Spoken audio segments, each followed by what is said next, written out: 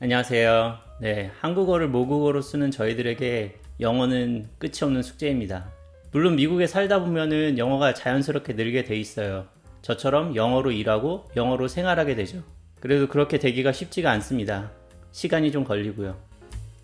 제가 유학 초반에 영어로 스트레스 받을 때 스스로에게 하던 말이 있는데요. 스트레스 받는 만큼 영어 실력이 는다. 안타깝지만 사실입니다. 말 안 되는 상태로, 잘 안 들리는 상태로 전화를 잡고 통화를 하고 또 통화를 해야지, 그런 스트레스를 받아야지 전화 영어를 극복할 수 있고요. 대본을 달달 외우듯이 발표를 하는데 그런데도 제대로 못해서 버벅대고 사람들 질문에 당황하고 그런 스트레스를 받고 또 받고 그런 시간을 견뎌내야지 발표 영어가 늘게 되어 있습니다. 어쩔 수 없어요. 혼자 완벽하게 준비해서 어느 날 갑자기 뿅 하고 잘하게 됐으면 좋겠지만 그건 욕심인 것 같고요. 영어는 그렇게 되지가 않습니다. 어느 날 하루아침에 갑자기 영어가 좋아지는 일은 없습니다. 그래서 영어 때문에 스트레스를 받게 되시면은 내가 이 스트레스를 통해서 또 영어 실력이 늘겠구나 라고 긍정적으로 생각하시길 바래요.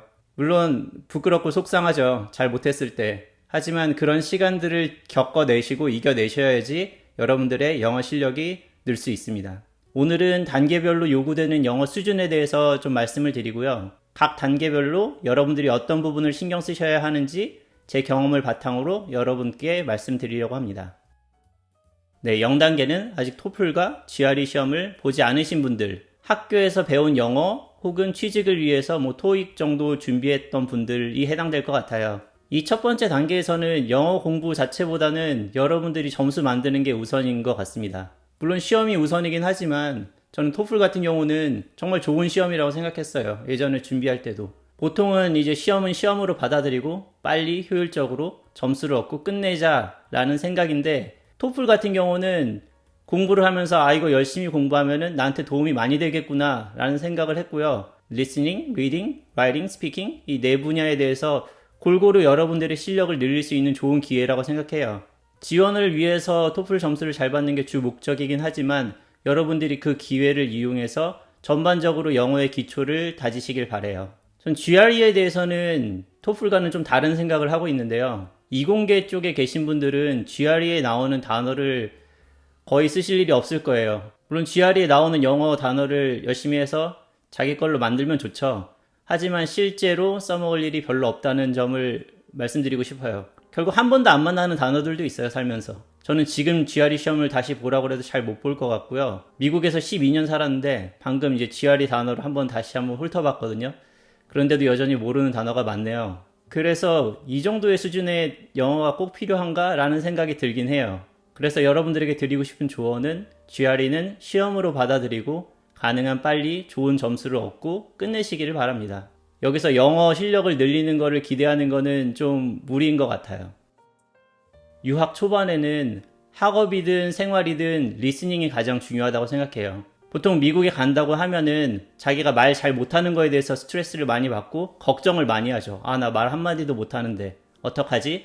라는 생각을 하죠. 그런데 오히려 문제는 남의 말을 제대로 못 알아듣는 데 있어요. 더듬더듬 띄엄띄엄 안 좋은 발음으로 말을 해도 사람들이 어느 정도 알아듣고 답을 해줘요. 그리고 내가 정말 말을 못할 것 같다는 생각이 들면은 대본까지 적어놓고 달달달달 외워서 그 사람들한테 말을 던지죠. 그런데 그 사람들이 거기에 대해서 답을 하면은 못 알아들어요. 처음 한두 번은 물어볼 수 있죠. Pardon? Excuse me? Sorry? 이렇게 물어볼 수 있죠.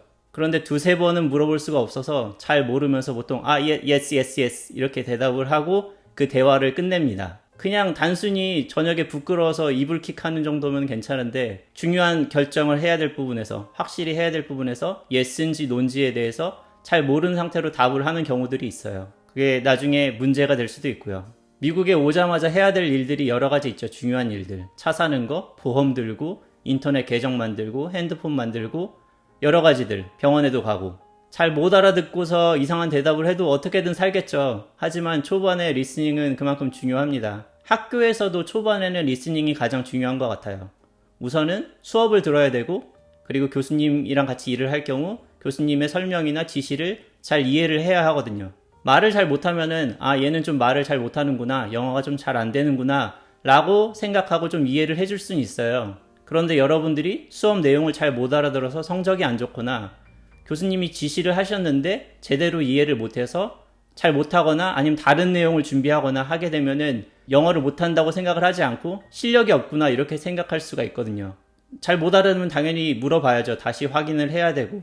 하지만 아까 말씀드린 것처럼 아무리 얼굴이 두꺼워도 한 3번 이상은 물어보기가 어려워요. 특히나 못 알아들었다고 다시 물어보면은 보통 사람들이 천천히 또박또박 얘기해 주려고 하거든요. 그런데도 못 알아들으면은 다시 물어보기가 어렵죠. 그래서 토플이나 GRE 같이 미국 대학을 지원하기 위해서 시험 준비를 하는 것도 물론 중요하지만 리스닝에 있어서는 미리부터 긴 시간을 들여서 준비하라고 당부하고 싶습니다.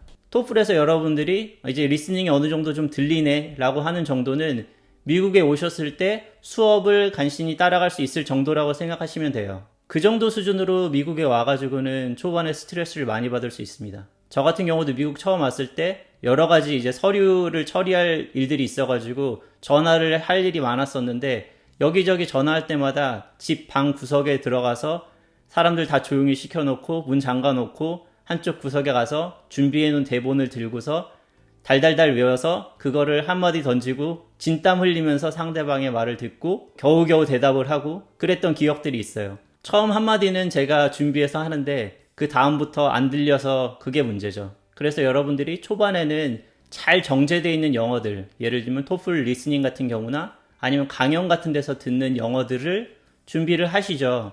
가장 중요한 부분이고 가장 쉽게 도달할 수 있는 부분이기 때문에 거기에 익숙해지는 것이 필요하지만 이제 어느 정도 귀가 트인다 싶으면은 여러분들이 다양한 영어에 여러분들을 노출시키셔야 해요. 지금이야 온라인으로 해결할 수 있는 부분들이 좀 많죠. 꼭 전화를 하지 않아도. 그래도 중요한 부분들은 전화로 해결해야 되는 경우들이 많고요. 여러분들이 전화를 하게 되면은 그 토플에서 듣던 리스닝 혹은 테드 같은 데서 강연하는 거 그 정도 수준의 또박또박 좋은 발음의 영어를 기대하시면 안 됩니다. 제 생각에 그냥 영어에 무조건 노출시킨다고 실력이 는다고 생각하진 않아요. 완전 외국어로 들리는 수준이다. 그러면 아무리 오래 듣는다고 해도 그게 그 사람한테 들어간다고 생각하지 않고요. 자기가 현재 들을 수 있는 영어 수준보다 약간 어려운 수준의 영어를 반복해서 들으면서 익숙해지고 그게 익숙해지면 좀 더 어려운 거를 듣고 이런 식으로 여러분들이 리스닝을 이제 한 발짝 한 발짝 앞으로 해결해 나가시길 바래요. 제 생각에 이제 리스닝을 키우는 순서는 우선 토플 영어, 우선 토플 정도 수준의 영어가 잘 들려야 하고요. 이제 그게 어느 정도 들린다 싶으면은 테드나 유튜브 같은 곳에서 강연하는 것들 그거를 좀 들으시고 그게 어느 정도 들린다 싶으시면은 라디오나 뉴스 같이 이제 아나운서들이 얘기하는 수준 그 다음이 이제 팟캐스트나 토크쇼 같은 데서 웃고 떠들면서 얘기하는 그런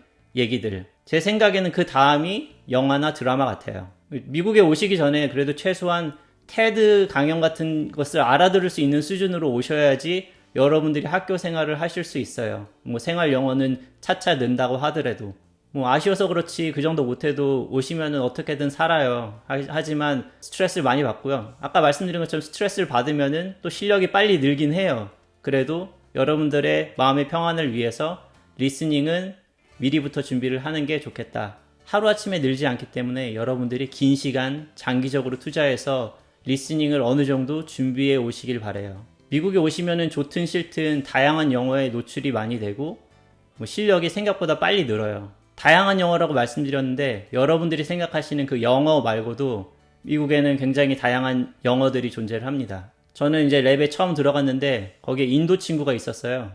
나름 미국에서 저도 이제 반년 생활하고 랩에 들어갔으니까 이제 영어 어느 정도 알아듣는다 했는데 그 친구가 얘기하는데 진짜 한마디도 못 알아듣겠더라고요. 굉장히 미안했어요. 그 친구 영어를 잘하는 친구였는데 제가 그 친구 말만 잘 못 알아들었거든요.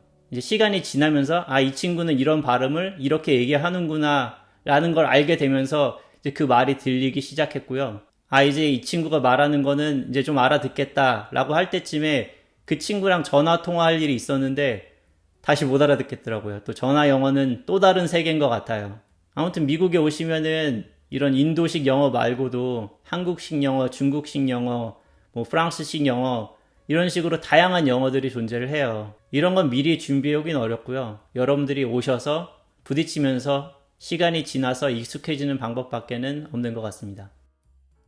초반에는 리스닝이 중요하다고 말씀드렸는데 이제 대학원 생활이 진행되면서 이제 연구를 하고 그러다 보면은 자기 소리를 낼 줄 알아야 돼요. 언제까지나 이제 듣고만 있을 수는 없죠. 다른 사람들한테 질문도 할 줄 알아야 되고 자기가 한 일에 대해서 설명도 할 줄 알아야 되고 특히나 TA를 하게 되면은 때에 따라서 강의 같은 걸 하기도 하고 최소한 학생들이 왔을 때 설명을 해주거나 질문에 대해서 답을 할 수가 있어야 돼요. 처음에 리스닝을 강조한 이유는 리스닝이 돼야지 스피킹이 되기 때문이에요. 이제 듣다 보면은 자기도 모르게 익숙한 표현들, 들은 표현들을 따라서 쓰게 되고요. 자기가 들은 만큼 말할 수가 있습니다. 그래서 리스닝이 늘게 되면은 생각보다 스피킹도 따라서 빨리 늘게 돼요. 저 같은 경우는 들으면서 따라서 말하는 쉐도잉이라는 걸 많이 했었는데 듣는 것을 따라서 말하는 게 익숙해지면은 들리는 만큼 말할 수 있게 됩니다. 한 가지 말씀드리고 싶은 부분이 한국 사람들은 영어 그러면 발음에 되게 신경을 많이 쓰시는데 여러분들이 발음 때문에 고생할 일은 생각보다 그렇게 많지가 않아요. 어느 정도 잘 알아듣습니다. 물론 가끔 못 알아듣는 단어들이 있긴 하지만 대부분 발음 때문에 문제가 생기진 않아요. 제가 말씀드리고 싶은 건 여러분들이 표현과 억양에 좀 더 초점을 맞춰서 스피킹을 준비하시길 바래요. 미국에 살다 보면은 발음은 어느 정도 좋아지고 아무리 열심히 노력해도 저희가 언제 미국에 와서 영어를 시작했느냐에 따라서 최종적으로 저희들이 도착할 영어의 한계점이 있습니다. 발음이 그 이상 좋아지기 힘들어요. 제 지도 교수님이 이민자셨는데 미국에서 사신 시간이 본국에서 사신 시간보다 더 훨씬 길었는데도 특유의 액센트가 있어요. 하지만 그건 괜찮아요. 미국에는 아까 말씀드린 것처럼 굉장히 다양한 영어가 존재하고요. 상대방이 내 말을 잘 알아들을 수 있다. 그럼 괜찮은 거예요. 내가 TV나 라디오에 나오는 아나운서들처럼 말하면 좋겠죠. 그런 걸 목표로 갖고서 연습하는 건 좋지만 발음보다 더 많이 신경 쓰셔야 될 부분은 표현, 그리고 상대방이 내 말을 잘 알아들을 수 있도록 하는 억양. 이 두 가지가 더 중요한 것 같아요. 영어를 할 때는 랩할 때처럼 음에 리듬감이 있고 높낮이가 있습니다. 반대로 한국말 같은 경우는 랩하는 게 목적이 아니라면은 보통은 또박또박 얘기하는 게 중요하고 굉장히 일정한 톤으로 이야기를 하죠. 높낮이가 그렇게 많지가 않아요.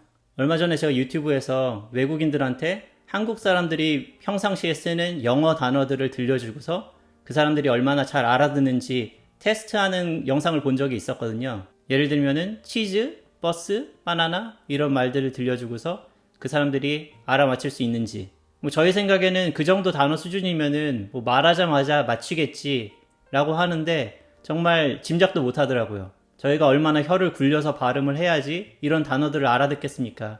그래서 사실 이 사람들이 못 알아듣는 게 여러분들의 발음 자체 때문이 아니라 그 음의 길이와 높낮이 때문에 못 알아듣는 경우가 많아요. 치즈라고 하면 모르고 치즈 이렇게 얘기해야지 알아듣고, 바나나 하면 못 알아듣고 banana 이렇게 얘기해야지 사람들이 알아들어요. 그래서 여러분들이 말하기 연습하는 거는 책으로 읽어서는 한계가 있어요. 물론 표현을 익히는 거, 책으로 익히는 거 괜찮죠. 하지만 정말로 여러분들이 상대방이 내 말을 알아듣게 하고 싶다 하시면은 듣고서 따라하시는 방법으로 공부를 하셔야 됩니다. 아무튼 미국에 오시면은 여러분들이 거의 매일 영어를 쓰시기 때문에 자연스럽게 늘 수밖에 없어요. 그래도 여러분들이 빨리 실력을 키우고 싶으시다 하시면 연습하셔야 되죠. 제가 생각할 때 유학생에게 말하기는 크게 두 가지로 나뉘는 것 같은데요. 하나는 학교에서 쓰는 영어, 다른 하나는 일상생활에서 쓰는 영어. 두 개가 어느 정도 연관은 있지만 어느 하나를 잘한다고 해서 다른 하나를 잘하게 된다는 보장은 없어요. 우선 학교 공부에 필요한 영어는 생각보다 빨리 늘어요. 관련 내용에 대해서 매일 읽고 누군가한테 설명을 듣기도 하고 설명을 해주기도 하면서 그만큼 영어에 노출되기 때문에 실력이 늡니다. 느는 속도가 빠르지 않아서 좀 개인적으로 답답할 수는 있지만 보통은 이제 박사 학위를 받을 때쯤 되면은 일하는데 영어로 말하는 것 때문에 스트레스 받는다. 이거는 별로 없는 것 같아요. 그때쯤 되면은 어느 정도 실력에 도달해요. 최소한 자기 하는 연구에 대해서 누군가한테 능숙하게 설명할 수 있을 정도가 됩니다.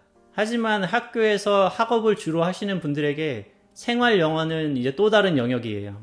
여기서 생활 영어를 하면은 예를 들면 사교 모임 같은 걸 할 때 사람들이랑 문화, 정치, 스포츠 관련된 내용들에 대해서 자연스럽게 얘기하는 거, 혹은 애가 아파가지고 병원에 데려갔을 때 의사 선생님한테 애가 어디가 아픈지 어떤지에 대해서 설명하는 거, 아니면 구입한 물건에 문제가 있어서 전화를 해서 컴플레인을 하는 거, 산책 중에 만난 이웃이랑 잠시 일상에 대한 얘기를 공유하는 거, 애들 학교나 유치원 같은 데 가서 선생님과 애들 문제에 대해서 상담하는 거, 사람들이랑 농담을 주고받는 거, 그리고 눈치 보고서 웃는 것이 아니라 진심으로 농담에 빵 터지고 웃는 거.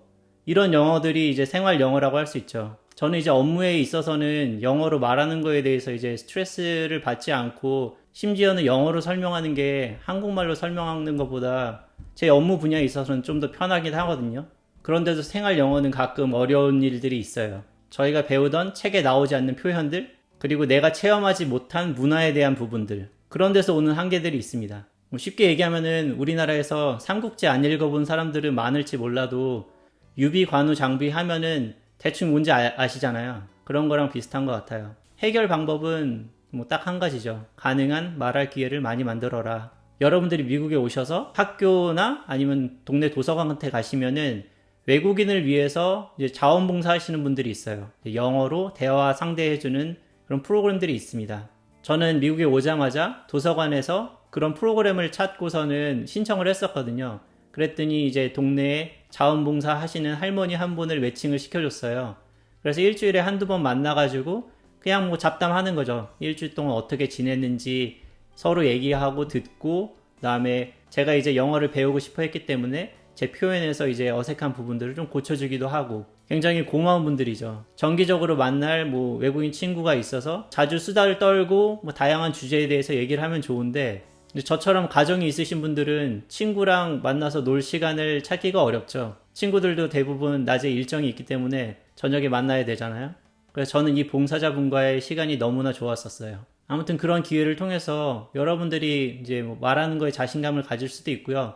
그리고 영어뿐만 아니라 미국에 좀 더 정을 붙이고 미국 문화에 대해서 좀 더 직접적으로 듣는 그런 계기가 될 수도 있습니다. 이상 제가 2단계까지 다뤘는데요. 영상이 너무 길어지는 것 같아서 나머지 2단계에 대해서는 다음 시간에 다루도록 하겠습니다.